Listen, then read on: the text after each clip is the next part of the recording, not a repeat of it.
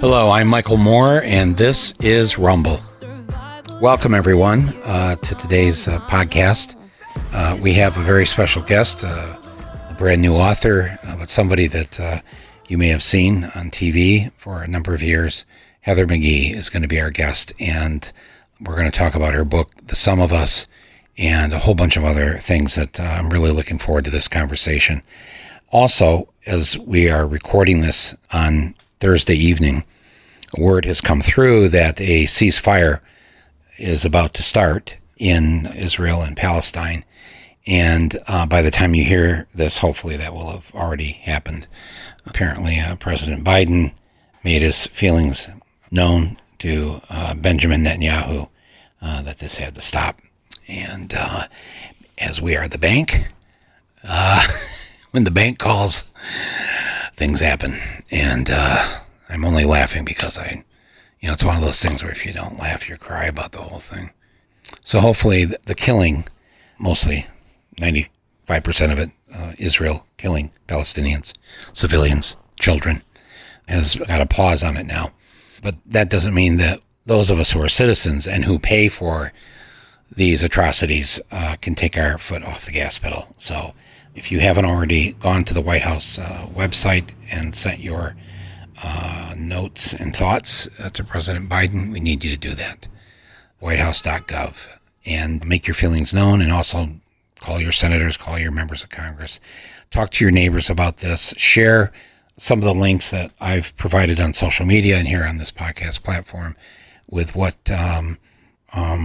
just the facts that people need to have, not the nonstop BS that we have to listen to every time this kind of crap starts. I'm sick of it. I don't want to talk about it anymore. I want it to end. And I want Palestinians to have the same rights every citizen on this planet should have. And they are living in essentially a prison in the West Bank and Gaza, a prison that is controlled by Benjamin Netanyahu and his cronies and the government there. And that's just got to stop. So I hope you feel the same way as I feel. Check out my Facebook and Instagram postings here in the last couple of days. I have some more thoughts and other things I've shared with you. So please do that. The other thing I want to tell you about and give you a heads up about something coming up here in another week is I'm going to have a documentary filmmaker, someone who I consider to be one of the best documentary filmmakers alive today. His name is Raoul Peck. But before he comes on next week, probably the end of next week, we can't always tell you exactly which day something's going to happen because the news changes from day to day, and we try to make this podcast as nimble as possible to respond to what's going on. But my guess is that Raoul Peck will appear on Friday, May 28th. But I'm bringing up now a week in advance because you need to watch his brand new documentary. It comes in 4 parts. It's on HBO right now, so you might have to go on to HBO On Demand. If you don't have HBO, you can get it on HBO Max. If you don't have that, you can sign up for a free 30-day trial. Just sign up for the 30 days and watch. The documentary is called Exterminate All the Brutes. And I believe that it's a line from Joseph Conrad's Heart of Darkness. But Raoul Peck, who, again, made this brilliant film a couple years back called I Am Not Your Negro. 2017 is when it came out. It was nominated for an Oscar that year for Best Documentary. And it recounted the life and the legacy of James Baldwin. And of course, Baldwin sadly is no longer with us. So Samuel L. Jackson narrated the film as if he was doing Baldwin's voice. So if you have a chance to see that someday, please watch that film. But this is his follow-up film to that film, and it's called Exterminate All the Brutes, and it's in 4 different chapters that are each a little less than an hour long. And I'm going to tell you, I watched this last month, and I just wow, man, American television does not normally allow this kind of documentary on the air. It's not just a documentary about white supremacy and racism. It goes after, in such a profound way, jumping back and forth over, 500 years or longer of sort of the history of white people, a people's history of the history of white people. And, while we've done, some good things, the gas grilled barbecue, I think we invented that. Putting toothpaste in a tube, I think that's ours. But man, my friends, I don't have to go down the list of the scourge that the race of white people have been on this planet. He starts off the documentary, Peck does, with these three words. He just says civilization, colonialism, and extermination. And that's what you're going to get a history of over these next 3 plus almost 4 hours. It is a radical and beautiful film. And my friends, it must be seen and shared by as many people as possible. Raoul Peck himself narrates this one. He doesn't get Samuel L. Jackson. He narrates this film himself.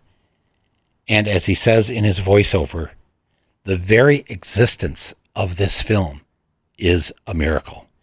I couldn't agree more. I sat there watching this and thinking, how did he get this? Even on HBO, which, generally they have a good history of looking for the good stuff. But even this. So listen, what I need you to do before he comes on as my guest in a week, I need you to try to watch some or all of this film, Exterminate All the Brutes. Would you do that for me? Because we're going to have a discussion about it, and I want you to know what we're talking about. It's a dense film. It's complex. It's layered. You don't want to miss this. I encourage you to please watch Exterminate All the Brutes. You can find it on HBO. It's on HBO on demand, I think, until this coming Tuesday or Wednesday, maybe. That's it. Then they're taking it down. But I think it'll be on HBO Max after that. So just get HBO, get it for free for 30 days. And then Raoul Peck will join me for, I hope, an intense and wonderful conversation here on Rumble on Friday, May 28th. So please watch that if you can, and then listen to me and Raoul talk about it next weekend. So before we bring Heather out, let me just thank our underwriters for today, the people who are backing my voice and this podcast so it gets out to as many millions of people as possible. And I am so grateful for their support. And that underwriter is Raycon. So I'll say this, first of all, one of the best things about being vaccinated is it's been thinking about all the places that I can now visit, even if it's just a walk in the park, a ferry ride across the river, maybe even a trip back home to Michigan, whatever it is. Work, play. A lot of us are going to be on the move again, hopefully as early as this summer. And one of the things I'll be taking on my trip back home will be my Raycons, these wireless earbuds that not only fit my ears really well, better than anything I've tried before, but also just because the quality of it is so cool. So whether you're listening to podcasts or music, maybe even meditating, a pair of these Raycon wireless earbuds provide the crisp, powerful beats at half the price of these other premium audio brands. And Raycons are also built to last for a 24-hour battery life, too. So that's a good thing. You can get through the day, the night, the whatever, long road trip, and they don't need to be recharged. So Raycon, for those of you who are Rumble listeners, is offering 15% off all their products. And here's what you've got to do in order to get the discount. You just have to go to buyraycon, that's B-U-Y, buyraycon.com/rumble. Got to put that in there. And you'll get your 15% off anything that you want to purchase from Raycon. So 15% off at buyraycon.com. That's buyraycon.com/rumble. buyraycon.com/rumble. Tell them that you're grateful too for supporting Rumble and supporting the work that we do. Our guest today is Heather McGhee, and she is one of the most brilliant thinkers and policy experts that we have in this country. For years, she's been producing groundbreaking work on economic justice, racial equality, workers' rights, and other important issues as the president of the think tank Demos. After she left Demos in 2018, she's taken a deeper look at why the question of America, the richest and most powerful country in the world, can't have nice things for everybody. Like good health care for all, good jobs for all, good education for all, clean drinking water, and on and on. What is it about us that prevents us from providing our people with these basic human needs? The answer to this vexing question? Frightened white people. That is what seems to be in the way, and she has brilliantly laid out this case. That so many of the problems that America faces, that white fear is not just holding back black Americans and other minority groups, it's also holding back all Americans, including white people, from becoming, a society that's just and modern and has civil democracy and one that takes care of its people. Heather studies these searing questions in her just published book. It's her first book, by the way. It's called The Sum of Us: What Racism Costs Everyone and How We Can Prosper Together. I am pleased to welcome her to Rumble for the very first time. So welcome to Rumble, Heather McGhee. I'm so honored that you're here on this podcast today. As I was reading this, I felt like you were very gently trying to knock our heads together, like grandmother would do. Take the two kids and go, okay, you two numbskulls, this isn't working. Knock it off. Knock it off. But I'm just going to let you go ahead and explain what the major ethos behind this book, if you want to start with chapter 2, that the whole concept, because I remember this, and I was born in Flint, Michigan, but grew up in a mostly white area just outside the city. And we had a pool. We had a community pool. And I remember as a young kid, it was so much fun spending time there. And then all of a sudden, the pool was gone. And when I read this chapter, I thought, this couldn't have been the reason, right? When a dozen black families had moved in to this area. Was that it? Did they want to make sure that there would be no integration because there were these you should explain this, but there were these court cases, and we, the white kids, didn't get to swim anymore. Didn't get to have a pool because it was more important to enforce the racism than for the parents. The parents in town. It was more the racism than to make sure their kids were happy and could go swimming in a pool on a hot summer day. Yeah. I turn it over to you. Michael, I don't know this story of how racism drained the public pools across the country is one that keeps unfolding. The more I talk about it, the more people put the pieces together and talk about exactly what you just said, have these memories from their own childhoods. But I do know that the United States used to have nearly 2,000 grand resort-style public swimming pools that were paid for by tax dollars. They were built in sort of a building boom in the 1930s and 40s. They were part and parcel of a New Deal ethos that said that it's the public duty. It is the responsibility of the government to ensure a decent standard of living for our people. And as you said, it was on a hot summer day. This was a public health imperative to have a place where, before air conditioning was common, to really provide this public amenity. And, I tell the story of how many of those pools, if not most, were segregated, whether by law and public ordinance or just by, intimidation and custom and violence, right? And how when the civil rights movement created an upswell of Black families advocating and suing to say, hey, those are our tax dollars that built those pools. We want our kids to swim too. Many towns across the country drained their public pools rather than integrate them.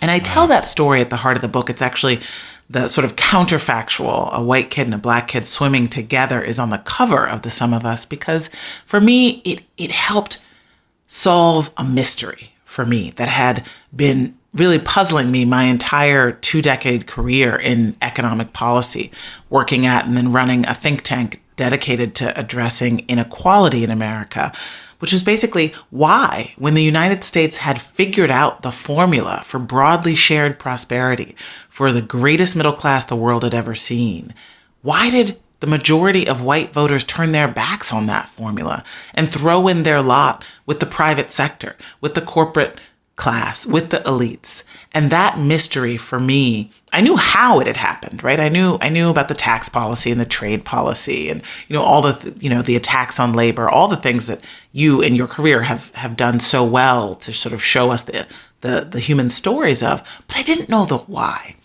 And so this idea about how racism drained the pool became for me an allegory of what happened when a white society that had seen government as the guarantor of a middle-class life, from all the programs of the New Deal, the massive suburban housing developments, the backstopping and creation of mortgages and no down payment home ownership, Social Security, high wage and hour laws, collective bargaining enforcement, the GI Bill of 1944, putting a generation into home ownership and free public college paid for by the state and federal grants, right? This was sort of the birthright of white Americans in the middle of the 20th century.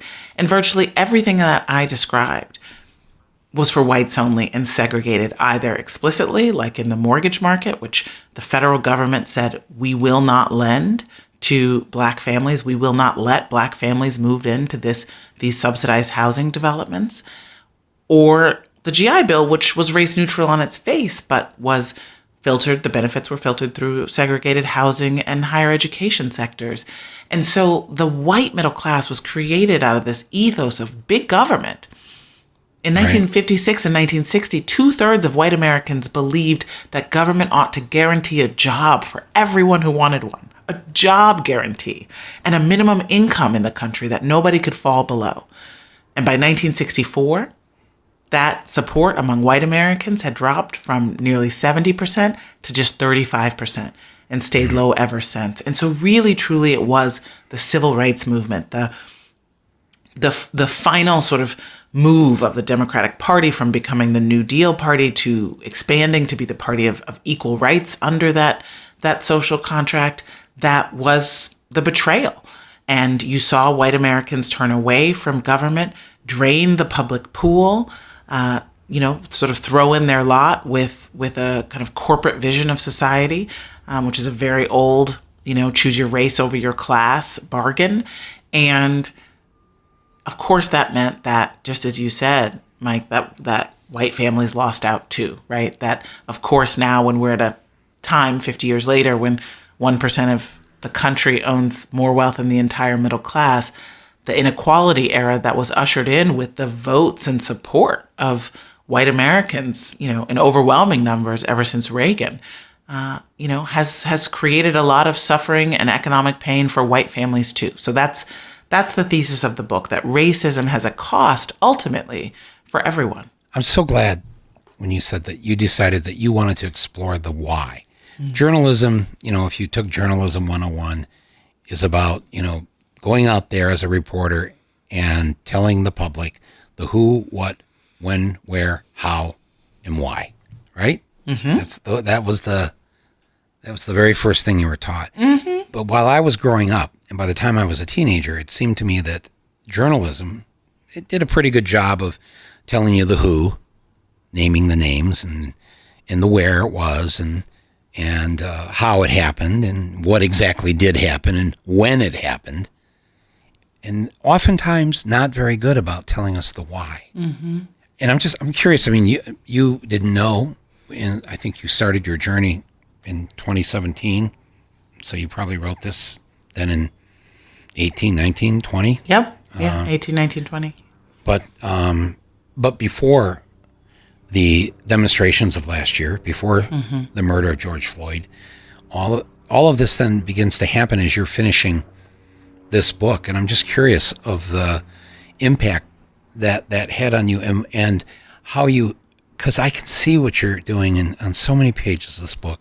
You're trying in a very actually kind and loving way to reach out to those parts of white America that still don't kind of get it. And the fact that you care, that you want them to get it, I think it's very generous on your part. Well, thank you, Michael. I have a lot of empathy. That's just sort of how I'm wired, right? We have, it's just sort of something it's a way I've always been. And I often look, and this is something that my parents taught me to do, I look to the more powerful people in a scenario. Racist ideas have been sold by the narrow, self-interested, wealthy elite since before our nation's founding. And I'm more interested in holding accountable those who are selling those ideas for their own profit than the people who are desperate enough to buy them. And it feels to me like this formula, right? Have a landowning, property-owning, wealthy elite that needs the allegiance and, kind of, in some cases, literal, manpower and firepower, but certainly political allegiance of the broader white working and middle classes in order to hold up the system that props them up, because the elite tells white folks, blame black and brown people, separate yourself from black and brown people. You're better than them. You don't want to be in solidarity with them. You don't want to organize into a union with them. You don't want to swim in the same pool as them. You're better than them. You're like us.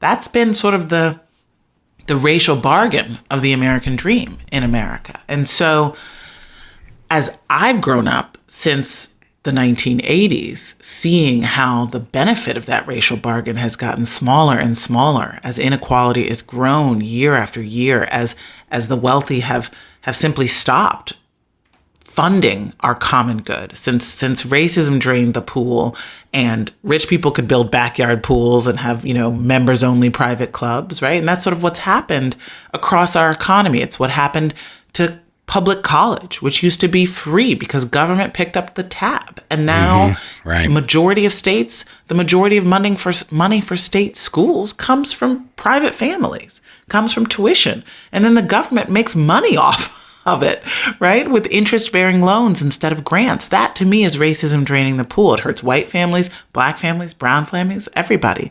Healthcare is another. We privatized, we moved away from any kind of momentum to fully create a public national health insurance program. And it was really the sort of racists in Washington who fought Harry Truman's original proposal, and it's racists today who are opposing Medicaid expansion at the state level. We have this Mason-Dixon line where the federal government is offering free money to the states to let working class people in their state be able to afford to see a doctor because they're not getting health insurance on the job and they're paid too little to buy it in the open market, and they're refusing. And the sociological research shows that race has a huge, correlation with the more black people there are in a state, basically, the less willing the white power structure is to expand Medicaid, and how racialized the idea of the Affordable Care Act is because it was passed by President Obama. So I feel like, for me, I came at this issue from an economic standpoint, and it's very clear that the economy is simply not working for most people. It's obviously working better for the typical white family than it is for the typical black family, but it's not doing great for the typical white family either. And this country has so much wealth. Our people are so productive. If we could simply reject this zero-sum worldview, this idea that progress for people of color is a threat to white people, that $1 more in a black family's pocket means $1 less in a white family's pocket. You're literally hearing this rhetoric again when Biden and Harris are talking about the American Jobs and Families Plan. You're hearing mostly white folks saying, well, if we pay for universal child care, that's coming out of my pocket. Or, if we pay for infrastructure, that means that I'm going to have to pay. And it's really this ideology that now, today, it is so plain to see where it's coming from, right? You had a phony millionaire in the White House having this as his, core story. You have paid bullies in the corporate media like Tucker Carlson and billionaire plutocrats with their own propaganda machine like the Sinclairs and the Murdochs. And this is their bread and butter. This is the story that they are selling on an hourly basis in social media and on Fox News and right-wing radio. And what is the goal? The goal is to get white voters to keep supporting a party whose agenda is tax cuts, deregulation, and globalized trade. I'm just curious. Why do you care? Why do you care, especially for a group of people? And we're not talking about all white people, obviously, but the majority of white people, the majority of all white people, the majority voted for Donald Trump.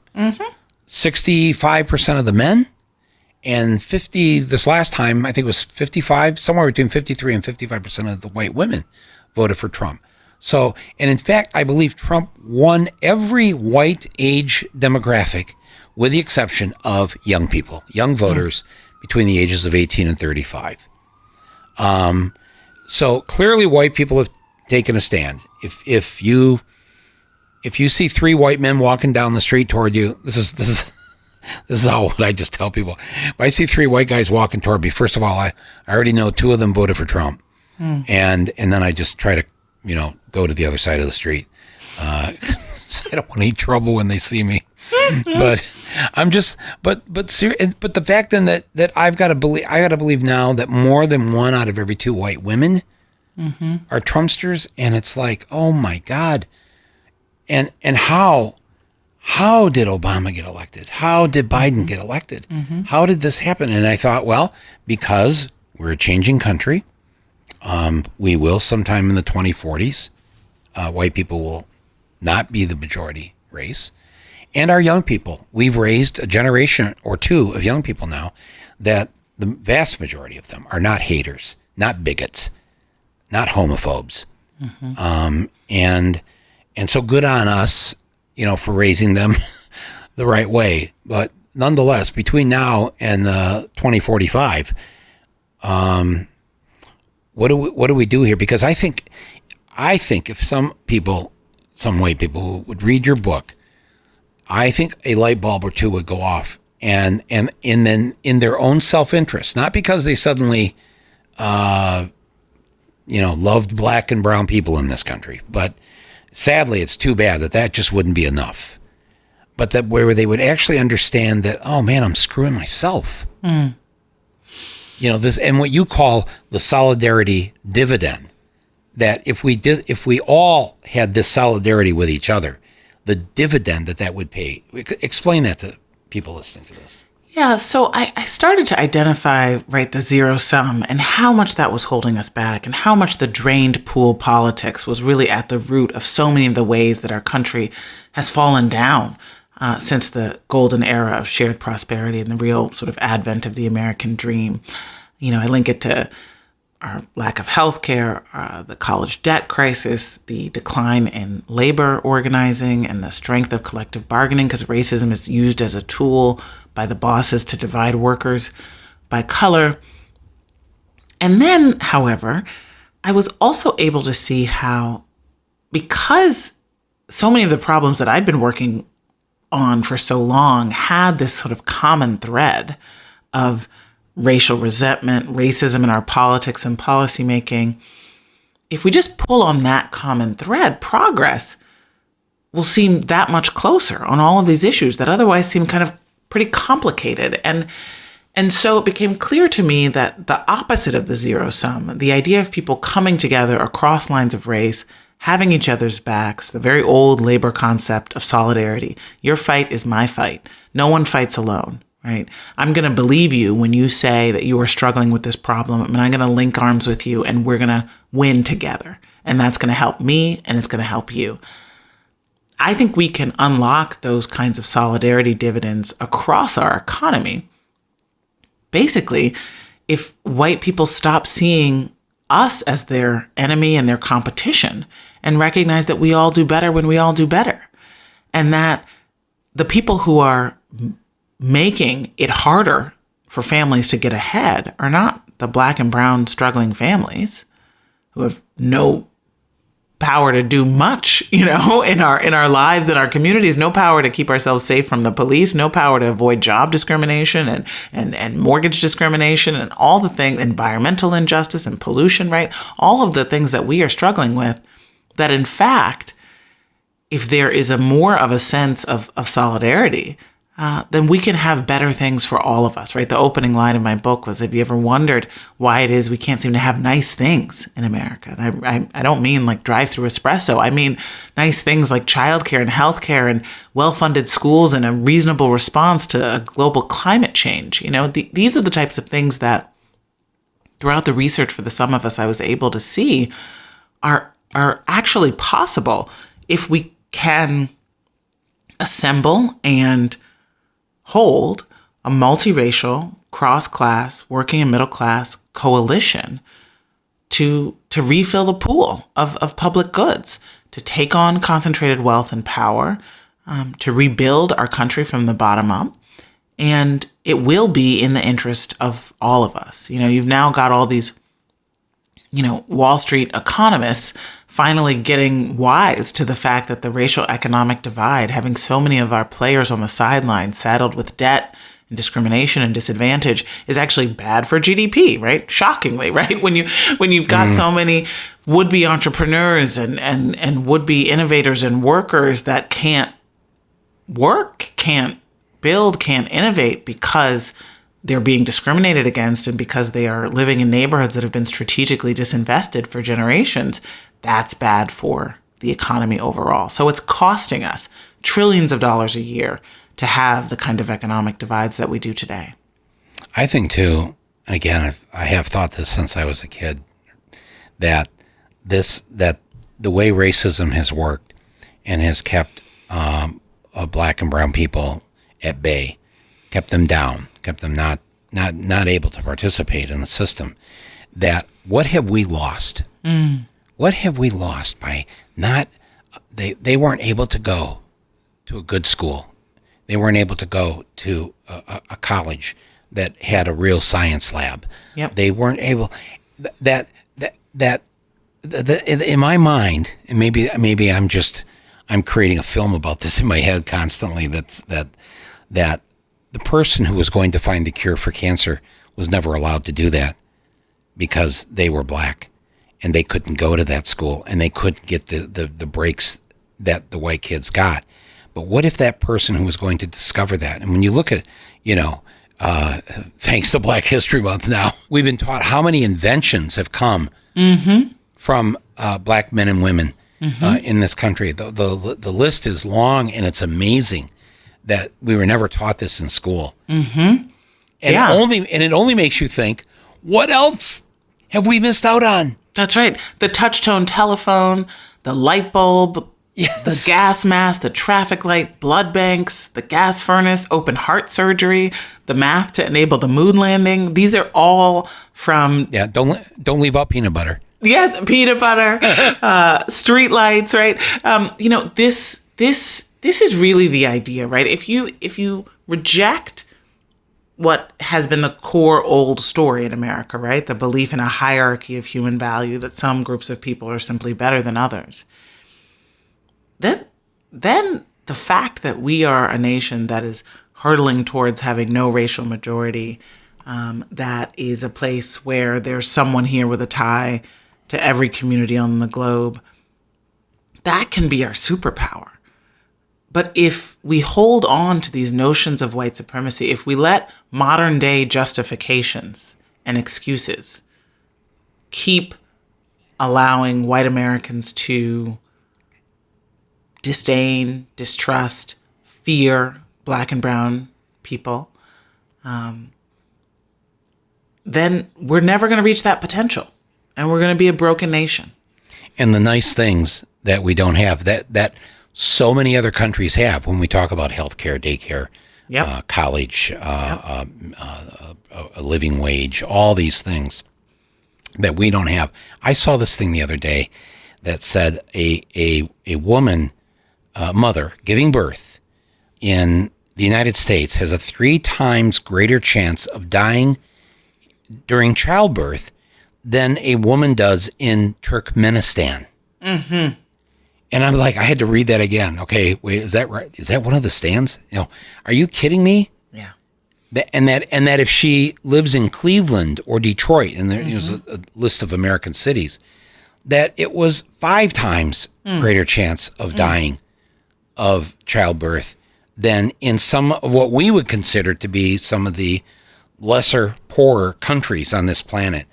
And it's like, why are we doing this to ourselves? How did they get all the white people to fight and die in the Civil War when most of those dead white people on those battlefields never owned a slave? Why? Because they didn't have $10 to their name. Mm-hmm.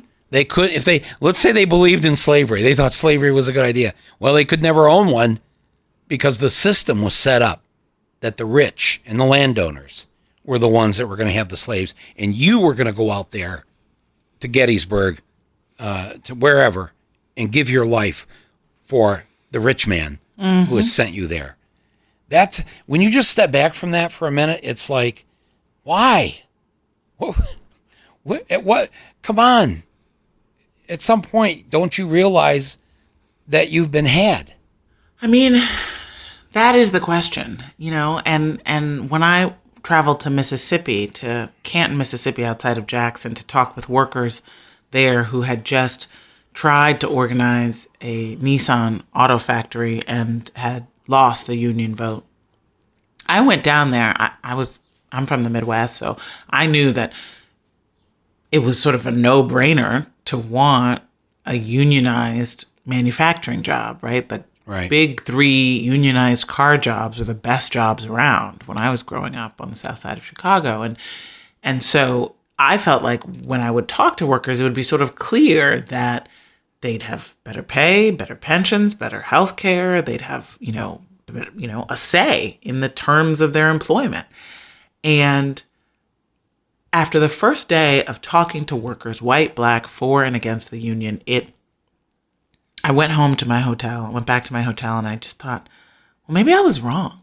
Because what they described to me was this world in which they called it the buddy-buddy system, in which a mostly white management made it clear that the harder, more backbreaking, on the line, dirtier, sweatier, more relentless jobs were going to be all black folks, men and women.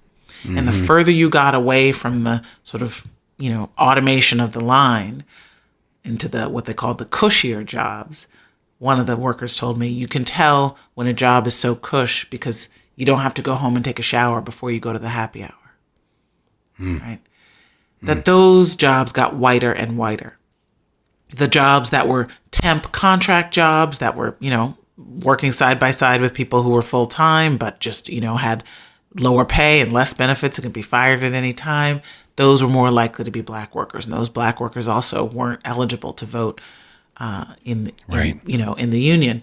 So I left that first day and I thought, well, maybe actually a union and its rules is actually not in the interest of white workers. If they know that they can get ahead and get off the line and get a better job and get treated better by management, if they play their cards right, and part of that playing the cards right was not signing a union card, that their skin color would give them an advantage. And so maybe it actually was better for them and in their self-interest not to link up arms with these black folks, right, who were having the crappier jobs. And then I had to remind myself the next morning, but none of them had a pension. So my dad was an assembly line worker at General Motors in Flint, beginning in the late 1930s. And the Ruther brothers, once they took over the factories in Flint for those 44 days in 1936 and 37, and got the union recognized, that in the 1940s, one of the priorities of the Ruthers, who were the founders of the UAW, United Auto Workers, was to integrate the assembly line. Very radical thought. But the thinking was already starting with around Harry Truman and integrating the military and, some of the early places where integration was beginning. And so they did this. They made it part of their next contract. They threatened to strike. I think there was a strike. That the hard and crummy, the worst jobs were not to be all the black citizens of Flint down in what was called the foundry, in the sort of basement, the bowels of the factory. And that this was to be shared by everybody. And you may be rotating, and you may have to spend your week or month or whatever in the foundry, regardless of your color. And I'll tell you what, I grew up in a different kind of American city because our dads and moms, those who worked especially in the factory during World War II, they worked with people that were not like them. Mm-hmm. And it was hard for those in power to get them to hate them, because when they're your friend, when they're working next to you on the assembly line, it's a different ball game, because you realize they're human beings. Mm-hmm. And they have kids, and they want the same thing for their kids that you want for your kids. And so because of this integration, because we had a union, these are the benefits we got. Yes, you were going to now work with black people and Hispanic people, whatever, down the assembly line. Here's what you got, though, in return from the union. Free healthcare. I mean, free healthcare. No copays, no deductibles. Free dentist. Free lawyer. There was free, if you were a UAW member, free legal services for any kind of civil case. If you needed a lawyer, the lawyer was free. 4 weeks paid vacation, plus the 2 weeks paid off at Christmas time. So really 6 weeks a year, paid vacation. That these people who were not college graduates, who had working class jobs, but they had the weekend off, and they learned a new word called vacation, a word that did not exist in the 19th century. And what you just said is true. That's exactly, they understood that the power of having that union and having an integrated union, because when you're fighting General Motors, you want everybody on board, no matter what their color is. You're not gonna make that a requirement, whether or not you could be in the union. No. You need everybody on the front lines, because they are coming at you with clubs and chains and everything else. I saw that and learned that, and the end of that story is that Flint became the first city in the country to elect a black mayor, before Stokes in Cleveland, in 1966. It was not a majority black city then, so that means a good chunk of the white people had to vote for the black mayor, Floyd McGhee, and that's what I grew up in seeing that when racism was removed, everybody benefited. Everybody. And you point this out so well in this book. I'd wished that we'd known you growing up in Flint, because you have nailed this so beautifully. And how do we take this message? Because let's face it, I mean, how many of our hundreds of thousands are listening to you and I right now? I'm going to guess the majority of them share our point of view on this and are asking the question, what can I do to convince my brother-in-law? I can't believe that my aunt said she voted for Trump. Mm-hmm. What can I do about this? Because if we can get over this hurdle together, then we're going to have the country we want. We're going to have the nice things that they have in Turkmenistan. I shouldn't laugh. I'm sure the Turkmenistani people are wonderful people. It's just that their country does not have as much money as this one, and yet somehow that's right. They're treating their mamas better. Exactly. That's, of course, and you laugh because you don't want to cry. Yeah. Because really, I mean, they literally, people on this planet have proven they can do just about any of this anywhere, and we can't do it in the richest country on earth. So how do we, Heather, get this message across? Because, a lot of people, I'm sure you've heard this in your travels, and now with the book out, you're, talking to people. People are so afraid that Trump is going to come back. He hasn't really gone away. You can see he still controls Congress today. How do you get these 62 members of the House last night to vote against the Asian hate crime bill? Like, what is wrong with you people? It's what do we have to do? Because it seems like everybody's got a Jim Jordan in their family. Mm-hmm. I'm talking about white people, and so we have to make sure that we keep moving the ball down the field, that we don't go back to Trump, and that the seditionists who wouldn't recognize the votes of Georgia and Arizona have to be removed in next year's election. Mm-hmm. Yeah. Well, we have to organize. That's really the only thing that has ever durably changed consciousness. And you give the example so beautifully of what the UAW was able to do with white workers. It is true that for most of the 20th century, there's a massive difference in your progressivism overall if you're a white man in a labor union versus not, because of exactly that, because you're shoulder to shoulder with people and you are taught to see the enemy somewhere else than, right next to you, right? You're taught to understand that the boss has the power, and you're taught how poisonous the divide and conquer is. And so we have to organize. We have to pass the PRO Act, because we've got to actually give more people the life-changing experience of being in collective bargaining, ordinary people sitting across from the boss and saying, this is what our people demand. Ordinary people doing extraordinary things, making institutions, palaces for the people, are all over New York and the Midwest. We've got to give more regular folks the opportunity to have that kind of leadership and to have that kind of transformational experience of organizing.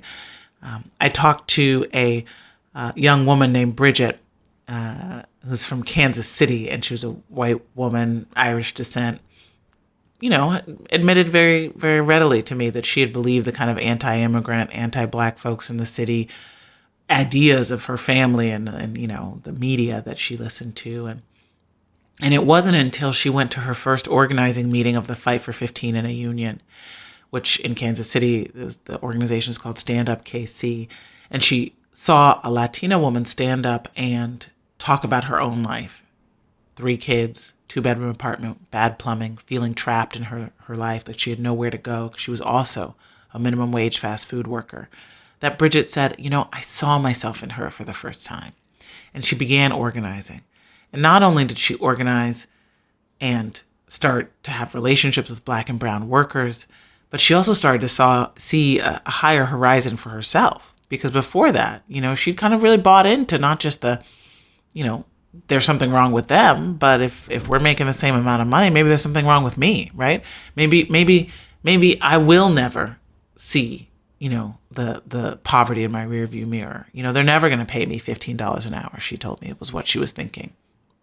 And yet it was through organizing that she became a leader, that she began to see how racism was, as she said, it was bad for white workers too, because it keeps us divided from our black and brown brothers and sisters. She said, as long as we're divided, we're conquered, right? That's the kind of consciousness change that comes from organizing. Yeah, that's so true. And to people listening to this, there are places, I'll put a couple up from my website here on the podcast website, of where you can contact that will help you. Like if you want to try to unionize your workplace, there are organizations, there are departments within most unions that are set up to help you do that. You don't have to say to yourself, I have no idea how I would do this. Trust me, there are already groups. If they've already formed in Kansas City, no offense to Kansas City, but my friends, you're in Boise, they're there. You're in Topeka, they're there. And I'll put a couple up so you can just get started if you want to do that. And Heather, you referred to the PRO Act. There are a number of bills right now sitting in one house or the other, and mostly piling up in the driveway leading up to the United States Senate. But there are things that we need to act on now. And I think we all learned a lesson when President Obama was elected, and he came in with, again, a good heart, wanting to hold hands with everybody and get along, and got crucified. And then he realized, oh, that's the way it's going to be. And so we got one big thing passed, Obamacare, Affordable Care Act. It wasn't everything that we wanted it to be. It wasn't everything he wanted it to be. And then it was, they had just decided, just like McConnell said a couple weeks ago, it's, if Biden wants it, we're against it. That's it. That's just their policy. And so we now have the same thing happening again, where they're going to try and blockade everything that's going to help people. Basically, that's just, I'm not even referring to it as a Democratic or Republican thing. It's just some very cruel ideas on the part of the majority of the people in the United States Senate that, I should say the majority of Republicans. We hold the majority. Heather, what can we do about the filibuster? It seems like we have the Senate, and I think we should be moving as fast as possible to get as much done as possible. And I have been very impressed with how fast Biden has shot out of the gate. But there's a despair. I get this mail from people. They leave me voicemails. Oh, it's rough to listen to. They are so afraid that we're not going to get any of these things, even though we have the House, we have the Senate, and we have the White House. Why would we not be able to get these things? You know, so many things that our country desperately needs are going to require a 60 vote threshold, which is not what the founders intended, which is not a majority. It's a supermajority. It's because there is a minority veto that is not the kind of talking filibuster that you imagine, sort of Mr. Smith goes to Washington, somebody's standing up there because they care so much. No, all they have to do is pick up a phone and call to the Senate cloakroom and put a hold on a bill, and it never sees the light of day. That is not a representative democracy. These things that we're talking about, the American Jobs Plan, reinvest in our infrastructure, create millions of jobs, rip up all the lead pipes in the country and replace them finally. These are all parts of the American Jobs Plan. Rural broadband, universal broadband across the country so that everybody can get online. You know, that's overwhelmingly popular. It's nearly 70% popular, the American Jobs Plan. The American Families Plan, what we were talking about, the universal child care, paid family leave, super popular. And yet we've got this delay that is happening because of a Jim Crow era relic of a Senate rule known as the filibuster and other, kind of tactics that are used to delay and to give the minority in the Senate a veto. It is completely within the power of the Democrats in Washington, in the Senate, including the moderate conservative Democrats like Joe Manchin from West Virginia, Kyrsten Sinema from Arizona, to pass a reform to the filibuster, to make it a talking filibuster. So you actually have to put some skin in the game and make an effort to stop this country, to take food out of people's mouths, to stop a $15 minimum wage, to stop the PRO Act, which would increase the penalties for companies that violate workers' rights and make it easier for folks to join a union. These are the kinds of things that are actually popular across the country.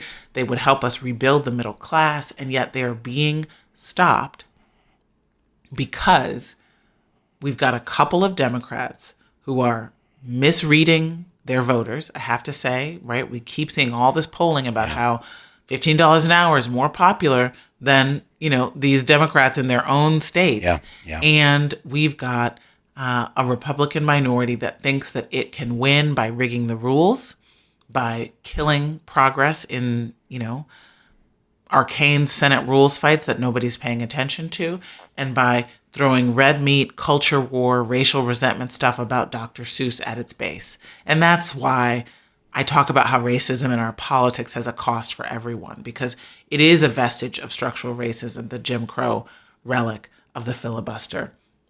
It was a tool that was really honed and made into what it is today by people opposing civil rights.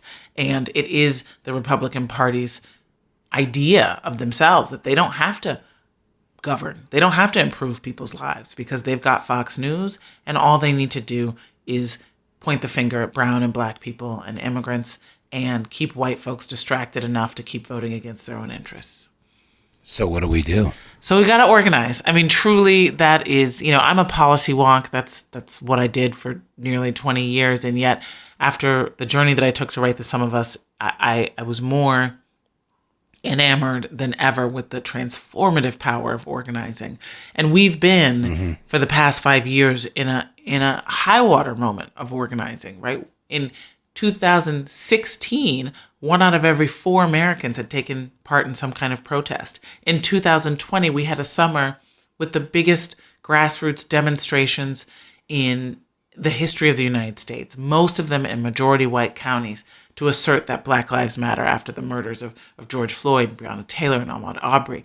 And so, this is a moment when protesting, demonstrating, we can't stop. We have to keep the pressure on the Democratic Party. We have to keep Republicans fearing that this is going to be, that we are going to be showing up in the midterms and that we're watching what they're doing. They're trying to do it in the dark of night. And we really, really do have to keep organizing for the America that we want. That multiracial coalition that is the majority in this country, that did, elect Biden and Harris, that did do the impossible in Georgia. That is the multiracial majority in this country. And we've got to keep organizing and exercise our governing power. So that means part of the organizing is that we have to get everybody to the polls next year in the midterm elections. Absolutely. Because otherwise this new math where 51 is not a majority, but it has to be 60. We're just going to be stuck with this. Mm-hmm. And Joe Manchin's not up for re-election until 2024. Mm-hmm. But I mean, I did an episode a week or two ago about Manchin and cinema, and I just said, look, just tell Biden what it is you want for your states. You can ask for all the pork you want. If in return we can just get your vote so we can get these things passed. I think everybody listening to me said, yes, whatever West Virginia, first of all, we want to help West Virginia anyway. So whatever West Virginia needs, fight for that. Get that for them. You hold the power. Yes, you do. We don't like that. Too bad. You hold the power, Joe Manchin. So meet with the president and tell him what he's got to do to get your vote. There's got to be something. I don't know. Isn't that the old way that politics? Didn't Lyndon Johnson just bring them in one by one and tell them they had to vote for the Civil Rights Act? And they said no. And he said, yes, you're going to vote for it. And just give me one thing that you need. And he got these Democrats in the South to vote for the Civil Rights Act. But, was that just another time? And we don't live there anymore in that time. And now we can't, there can't be any horse trading or the old school politics of where we need their vote to get rid of the filibuster the way that it's been the last couple decades. I mean, I don't know what you must have put a lot of thought into this. So I think it's going to happen. I think that right now Manchin is delusional about the kind of Republicans that exist, the kind of bipartisanship that can happen. I think Kristen Sinema is very well supported by the business lobby in her state. That's her core constituency. That's who organizes with her. That's who has her ear. And so things like a $15 minimum wage are, things that she's going to be opposed to. And so she wants to, because they're popular, the $15 minimum wage in Arizona, it's better to say she wants to be bipartisan and talk about rules instead of saying, no, I just oppose a $15 minimum wage, right? The way the business lobby wants me to. But we've just, there are a lot of grassroots organizations in both West Virginia and Arizona that are putting pressure on them, and that's what we've got to do. And just keep putting the pressure on, and you're optimistic. I am. Well, that made my day. So that made my day. Thank you for saying that. I appreciate it. Well, listen, we are running out of time here, and I want to thank you for writing this book. I want to encourage everybody listening to read it. It's called The Sum of Us: What Racism Costs Everyone and How We Can Prosper Together. Thank you for writing this book. What are you going to do next? What's on the agenda here for you? Well, I am actually going back on the road. I am going to go back on the road to go back to some of the places I visited where I was able to see that solidarity dividend, people coming together across lines of race to make something better for everyone. I'm going to record that in a podcast that'll come out early next year with the Obama's production company, Higher Ground. It'll be on Spotify. I'm so excited to visit with the people that shared their America with me for the book. Find out, how this past couple of years has been for them. Find new stories of people coming together to stand up for each other and have each other's backs across lines of race during the pandemic. And keep showing that the America that we're becoming is out there. And we've just got to shine a light. Thank you for saying that. And thank you for everything that you've done in the years before this book, all the great work, all the facts and information that you provide for the rest of us so that we can go and make the arguments, so we can go and make our documentary films. You, whether you know it or not, have played an important role in what a lot of other people have done to try and move the ball down the field. So thank you. Thank you for that, Heather McGhee. And thank you, all of you who've listened in here today. Don't forget to please watch Raoul Peck's brand new documentary, Exterminate All the Brutes. It's on, have you seen this? Oh my God. If you haven't, you've got to watch it. It's amazing. I've watched the first 2 parts and we're going to finish. Oh, you have? Oh my God. Yeah, it's unbelievable. Yes. Well, he's going to be my guest next Friday. Wonderful. And, but I want everybody who's going to listen, you've got to see this film first so you know what we're talking about, because it's the most amazing documentary I've seen here recently. And his James Baldwin documentary was so great. So everybody, please, if you don't have HBO, get a free trial for 30 days and watch this. You might have to go to HBO On Demand or HBO Max, whatever, but watch this and then tune in the end of next week here, and I'll have Raoul Peck on to talk about this. All right, everybody, we'll see you here sometime around the beginning of the week. Until then, let's do what we need to do to correct things, what's going on in Israel and Palestine. Thanks for writing your letters to President Biden about that. And don't forget to get your shot. And I'm still wearing my mask, folks. I'm doubly dosed. And I believe that we've never seen this coronavirus before. We are all part of a grand experiment right now. We're all guinea pigs in it. And we've got to do some basic things just for a little while longer. Get your shots, wear your mask, and be careful. Thank you, everybody, for listening. Thank you to our executive producer, Basil Hamden, and our editor and sound engineer, Nick Quaz. I'm Michael Moore, and this is Rumble.